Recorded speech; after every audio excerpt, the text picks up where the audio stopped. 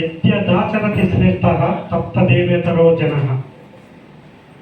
మన పెద్దలు ఏ మార్గంలో అయితే మనం వెళ్తామో మనలా అనుకరించే పిల్లలు కూడా అదే మార్గం పడతారు అనేది అర్థం. విజయ్ కుమార్ గారు చెప్పినట్టు నా ప్రగాఢ కోరిక ఒక్కటే, మనము ఏ విషయమైనా ఏ కార్యక్రమం చేపట్టినా ఒక సిస్టమేటిక్గా చేస్తాము.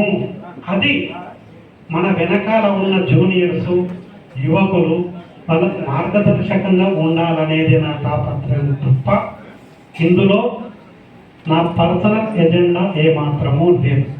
ఇక రెండవది, తప్పకుండా అతి కొద్ది కాలంలోనే మనం హైదరాబాదు పట్టణంలో కుల సంఘ భవనాన్ని తప్పక నిర్మించడం జరుగుతుంది. ఎందువల్లనంటే మన కొరిగింజ శ్రీరాములు గారి అన్న ప్రోత్సాహంతో నేను ఈ కుల యాక్టివిటీస్లలో పార్టిసిపేట్ చేయడం జరుగుతున్నది. అయితే 1-2 పర్యాయాలు నాకు తెలిసినంత వరకు అన్నగారు ఎక్కడికైతే వెళ్ళాలో అక్కడ వరకు ఇంగిత ద్వారం వరకు వెళ్ళడం జరిగింది. అక్కడ వాళ్ళు యాక్సెప్ట్ చేయలే. అయ్యా శ్రీరాములు గారు, మీరు కులానికి చేయవలసింది చాలా ఉంది అని వాళ్ళు రానియకుండా మళ్ళీ తిరిగి బయటకు పంపించింది. కాబట్టి తప్పకుండా అన్నగారి సారథ్యంలో అలాగే విజయ్ కుమార్ లాంటి మిత్రుల సహాయ సహకారంలో మనం తప్పకుండా అటువంటి సంఘ భవనాన్ని నిర్మిస్తామని ఆశాభావాన్ని వ్యక్తపరుస్తూ ఇంత చక్కటి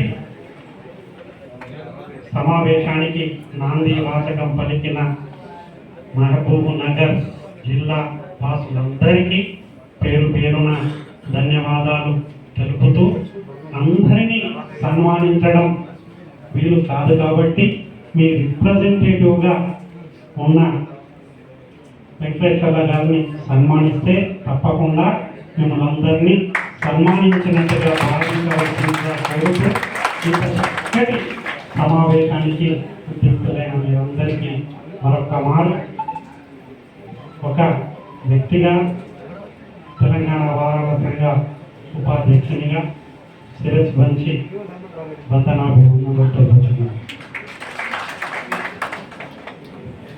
ధన్యవాదాలు సార్.